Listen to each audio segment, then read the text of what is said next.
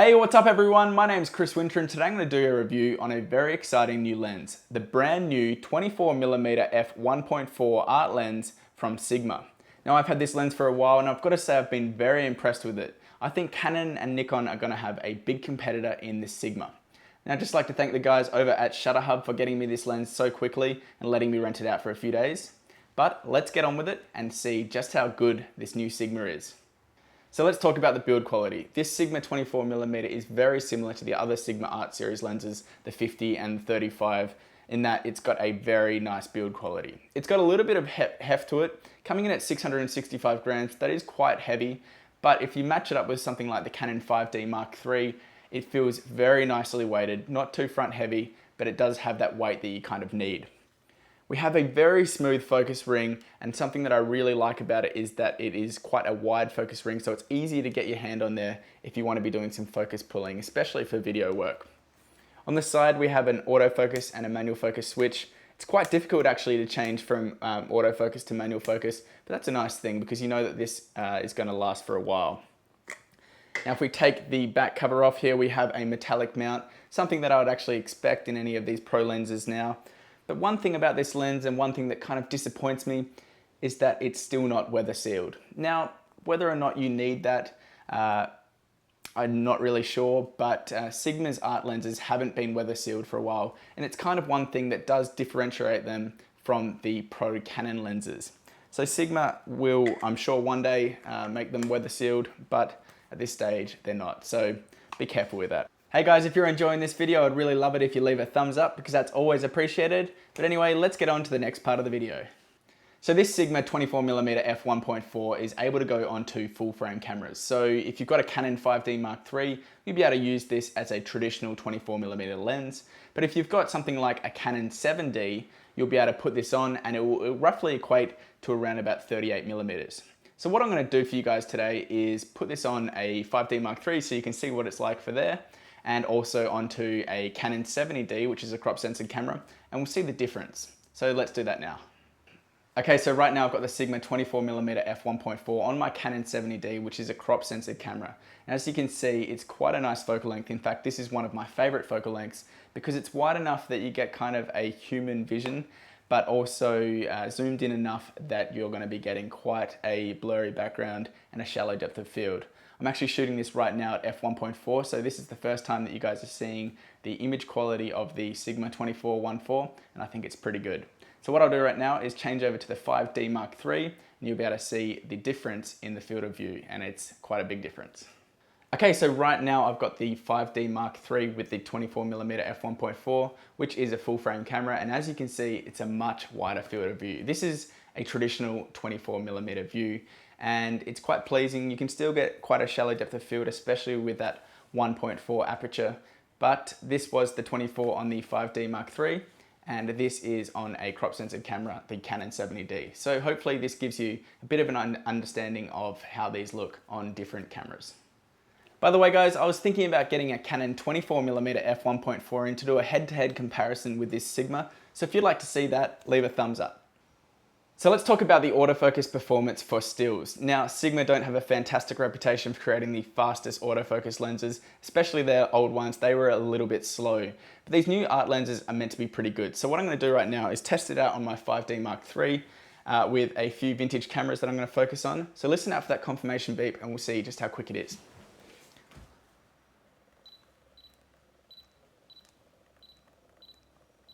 Now you can hear that it's actually focusing pretty quick.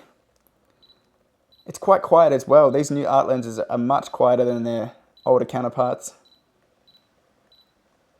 I'm pretty impressed with that actually. Now that's not as fast as the Canon 24mm 1.4. That's quite a fast lens for autofocus, but this Sigma is definitely a good performer. Now I tested this out in low light the other night, and I was actually quite impressed that I was able to lock onto my subjects quite quickly, even in some really dark lights. So the 24-1.4 is actually not that bad in autofocus. It's quite good.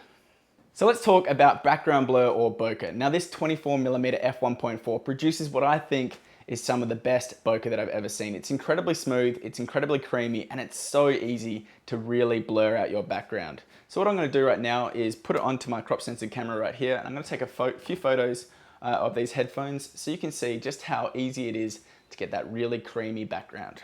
So right now I'm going to start off by shooting at f4. And you can see that it's not an incredibly blurry background, but it is starting to be. We'll go to f2.8. And things are starting to get a little bit smoother at the back. And why not, let's knock it down to f1.4 because that's the real reason why we buy this lens. And as you can see, the only thing that's in focus is that B on those headphones, which is pretty impressive because, you know, this is quite a wide angle lens and I'm getting quite close, but it is a very shallow depth of field. So I'm very impressed with it. The bokeh on this 24 1.4 is beautiful. So I quickly want to talk about the minimum focus distance of this lens, which is 25 centimeters. Now this isn't a macro lens, but it's quite respectable, and 25 centimeters means you can get quite close to your subject and get some really cool angles. So what I'm going to do right now is take a quick photo of my matchbox, which is what I normally take a photo of when I do these close focusing tests.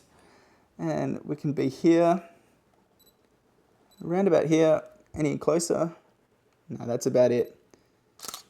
So as you can see, you can get really quite close, and with that 1.4 aperture, you can get some really cool shots, some really nice effects where just a little thing is in focus. So 25 centimeters is really quite a nice minimum focus distance, and Sigma have done a good job with that. So let's quickly talk about vignetting. Now this was one of the big downfalls of this lens for me, unfortunately. I've been very happy with the lens, but the vignetting at 24mm at f1.4 on a full frame camera is really quite bad with this lens. It is very dark, especially around the corners, and as you can see, it doesn't get that much better until you step it up to around about f3.4 up to f4. Now this is a problem with many of these 24mm f1.4 lenses. It's quite difficult to manufacture this, especially on a full frame camera, but it's a pity that Sigma wasn't able to come up with a nice non-vignetting lens. Of course we can fix this easily in post, it's not that difficult, but yeah, that does suffer a little bit on a full frame.